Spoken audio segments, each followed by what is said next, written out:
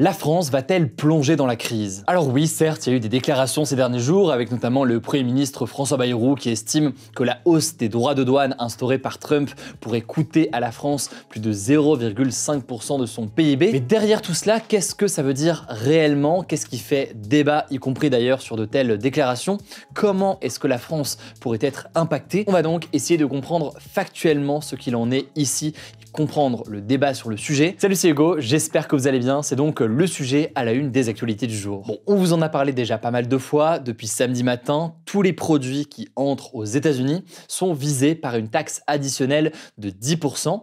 Et dès ce mercredi, les biens européens seront ciblés par un droit de douane supplémentaire de 20%. Et pour rappel, les droits de douane, c'est donc des taxes que les entreprises américaines doivent payer lorsqu'elles importent des produits venant de l'étranger. Donald Trump justifie cette hausse par le but de protéger l'industrie américaine, favoriser en fait plus précisément la production de produits aux États-Unis et réduire au passage le déficit commercial entre les États-Unis et l'étranger, donc l'écart entre les importations et les exportations. Et on va pas revenir aujourd'hui sur tout ce qui fait débat, ni sur les mouvements sur les marchés financiers qu'on a pu observer hier. Je vous renvoie pour ça aux actus du jour qu'on a publié hier et la semaine dernière, que ce soit sur YouTube et en podcast. Aujourd'hui, on va se concentrer donc sur la France. Bon, déjà, ce qu'on peut noter, c'est que la France, elle exporte relativement peu vers les États-Unis, en tout cas comparé à d'autres pays européens comme l'Allemagne ou encore l'Italie, et elle est donc moins directement exposée. Pour vous donner un ordre de grandeur, en 2023, les exportations françaises de biens vers les États-Unis se sont élevées à 45,2 milliards d'euros. Ça représente environ 7,6% de ces exportations totales. C'est donc un chiffre qui est important, mais moins important que pour d'autres pays. Par contre, ce qu'il faut comprendre, c'est que par un effet domino, la baisse d'exportation du monde entier vers les États-Unis du fait de cette hausse des droits de douane, ça pourrait entraîner un ralentissement des échanges, un ralentissement de l'activité économique et donc mettre en difficulté certaines entreprises, notamment des entreprises françaises et même d'ailleurs des entreprises françaises qui potentiellement n'exportent pas elles-mêmes vers les États-Unis. Et je suis conscient que c'est peut-être pas très clair dit comme ça, donc on va prendre un exemple très simple. Imaginons qu'il y a une entreprise qui vend des voitures en Allemagne, donc une marque allemande qui vend des voitures aux États-Unis et pour ces voitures, on va dire que pour l'exemple, elle a besoin de pièces détachées françaises. Eh bien, si cette marque allemande vend moins de voitures aux États-Unis puisqu'il y a cette hausse de droits de douane, eh bien forcément, alors soit ses marges déjà vont être réduites, mais son chiffre d'affaires aussi, et donc ses ventes pourraient baisser. Et s'il y a moins de ventes, il y a forcément moins besoin de pièces détachées françaises. Ça paraît assez évident. Et au-delà de cet impact donc et cet effet domino en quelque sorte qui peut concerner de très nombreux secteurs, il y a aussi certains secteurs très précis qui pourraient beaucoup souffrir directement de cette décision. On en a déjà parlé, mais le meilleur exemple, c'est peut-être le secteur des vins et des spiritueux, qui représente une part importante des exportations françaises vers les États-Unis et qui devient donc aujourd'hui particulièrement vulnérable. Selon la Fédération française des exportateurs de vins et spiritueux, ces nouveaux droits de douane, ils pourraient entraîner une diminution des exportations d'environ 800 millions d'euros pour la France et 1,6 milliard d'euros pour l'Union européenne chaque année. Et là, on parle du vin parce que c'est peut-être le cliché un petit peu de la France auquel on pense spontanément, mais on peut aussi parler de l'automobile, du textile ou encore évidemment du luxe. Ça fait partie des secteurs, avec l'aéronautique aussi, qui pourraient être impactés avec cette hausse des droits de douane. Et si ces entreprises sont impactées par cette baisse des exportations vers les États-Unis, ça pourrait impacter évidemment la création d'emplois et potentiellement amener à des suppressions d'emplois. Alors on peut noter que le syndicat des patrons, le MEDEF, et son président Patrick Martin va même jusqu'à dire que des centaines de milliers d'emplois sont menacés en France. Alors c'est un syndicat des patrons, donc on peut imaginer que leur enjeu aussi avec ces déclarations, c'est de mettre la pression en quelque sorte sur le gouvernement pour tenter de trouver un accord et de faire en sorte que ces droits de douane ne soient pas mis en place du côté de l'Union européenne. Mais tout de même, ce qui est vrai factuellement, même si c'est dur à mesurer aujourd'hui, c'est que ça pourrait avoir un impact sur l'emploi. Mais en réalité, ce qu'il faut comprendre derrière, c'est qu'il y aura véritablement, dans le cas où ces droits de douane sont maintenus, une question de choix de la part de chacune des entreprises. Qu'est-ce que les entreprises vont faire? Est-ce que les entreprises françaises vont se dire, bon, pour contourner les droits de douane américains, on va se mettre nous aussi à produire aux États-Unis? Et s'ils pensent ça, forcément, ça aura un impact potentiel en termes de destruction d'emplois en France.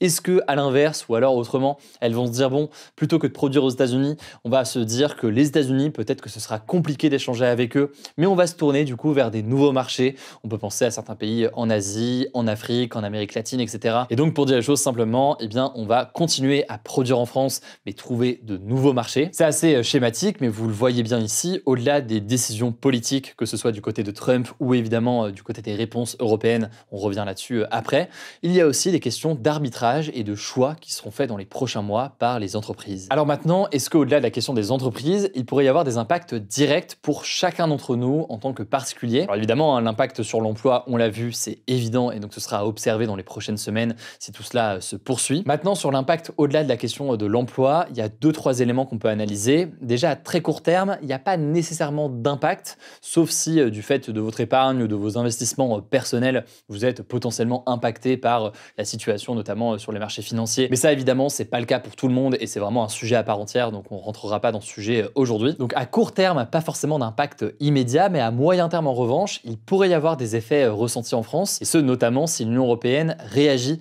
en imposant ses propres taxes. En gros, c'est un effet comme ça de surenchère et qu'en réponse aux droits de douane américains, eh bien l'Union européenne met des droits de douane de son côté aussi. Alors ça peut être évidemment un élément de négociation et une façon de menacer Trump en quelque sorte, de réponse de droits de douane de l'autre côté et amener à une forme d'escalade ou à une désescalade si on voit que ça fonctionne. Là-dessus, c'est très incertain aujourd'hui. Mais ce qui est sûr, c'est que si effectivement il y a une hausse de droits de douane à l'entrée donc de l'Union européenne, eh bien tout cela pourrait entraîner une augmentation des prix pour les consommateurs européens. De la même façon d'ailleurs que l'augmentation annoncée par Trump ces derniers jours pourrait entraîner une inflation importante sur certains produits du côté des États-Unis et des citoyens des États-Unis qui vont faire face potentiellement à cette hausse de prix. Alors rapidement, que répond la France face à tout cela? On peut noter que Emmanuel Macron a convoqué la semaine dernière une réunion à l'Elysée avec les représentants des filières industrielles qui sont les plus affectées par cette situation. L'idée en fait qui a avancé par la plupart des chefs d'État européens aujourd'hui, c'est un enjeu de coordination à l'échelle européenne. On en a parlé hier, maintenant ce qu'on sait c'est qu'il y a une réponse et donc une sorte de contre-proposition ou élément de négociation qui devrait être avancé du côté européen dans le courant de la semaine prochaine. Donc on aura l'occasion de refaire un point là-dessus la semaine prochaine et de voir donc si ça entraîne une annulation des droits de douane ou à l'inverse si on rentre dans une sorte de guerre commerciale. Et d'ailleurs on peut noter que c'est ce qui se passe en ce moment avec la Chine. La Chine a annoncé imposer des droits de douane de 34% supplémentaires sur les produits américains. En réaction, Trump a menacé d'ajouter une surtaxe supplémentaire encore de 50% sur les importations chinoises. Donc il y a un vrai effet vraiment de surenchère entre les deux puissances mondiales. Et on parlerait là à ce moment-là de risque de doublement véritablement des prix, en tout cas des produits chinois entrant aux États-Unis. Alors suite à tout cela, le ministère chinois du commerce a dénoncé le chantage américain et a affirmé sa détermination à prendre toutes les mesures nécessaires pour protéger l'économie chinoise. Et c'est là au passage l'une des particularités en quelque sorte de la situation, c'est que cette panique notamment sur les marchés financiers, elle a démarré donc avec ces droits de douane qui ont été imposés par Donald Trump. Mais ce qui est assez particulier du coup, c'est que demain, si Donald Trump souhaite annuler tous ces droits de douane ou alors conclure un certain nombre d'accords avec beaucoup d'États ou beaucoup de zones comme l'Union européenne qui souhaitent le faire, eh bien peut-être que cette forme de panique ou ces inquiétudes, en l'espace de quelques jours, elles peuvent disparaître, ou en tout cas être modéré s'il y a un accord qui est conclu. En tout cas, ce qu'on peut noter, c'est que les marchés financiers européens qui avaient initialement réagi négativement aux annonces de Trump avec des baisses dans les marchés financiers hier, ont montré des signes de reprise à l'ouverture. En effet, on peut noter au moment encore où j'enregistre que le CAC 40 a enregistré une petite hausse aujourd'hui. Dans tous les cas, on vous l'expliquait hier, évidemment la question des marchés financiers, c'est des questions plus de moyen terme à minima, très peu finalement de court terme. Je vous renvoie aux actus du jour qu'on a publiées, en tout cas hier, je me voulais en savoir plus. Je vous remercie au passage parce que vous êtes de plus en plus nombreux et si vous n'êtes pas encore abonné, pour nous soutenir, vraiment n'hésitez pas à vous abonner, que ce soit sur YouTube ou en podcast audio sur Spotify, Apple Podcast, partout. Abonnez-vous, ça nous aide énormément. Je vous laisse avec Lisa pour les actualités en bref et je reviens juste après. Merci Hugo et bonjour à tous. On commence avec cette actu. La France, l'Égypte et la Jordanie ont demandé ce lundi une reprise de la trêve dans la bande de Gaza lors d'un sommet organisé au Caire en réponse à l'urgence à Gaza. Cet appel a également été lancé par 6 agences de l'ONU. Le contexte, c'est qu'Emmanuel Macron est arrivé en Égypte ce dimanche pour une visite de 2 jours essentiellement consacrée à la guerre à Gaza. Il a rencontré son homologue égyptien Abdel Fattah al-Sisi ce lundi, puis les 2 dirigeants ont participé à un sommet avec le roi de Jordanie, Abdallah II. Emmanuel Macron s'est par la suite rendu ce mardi à Al-Arish, à 50 km de la bande de Gaza. Il a appelé à une reprise de l'aide humanitaire actuellement bloquée par Israël, tandis que la nourriture, l'eau potable et les soins médicaux se font de plus en plus rares sur le territoire. Les négociations autour de la trêve, qui a été rompue le 18 mars par une offensive israélienne à Gaza, sont au point mort.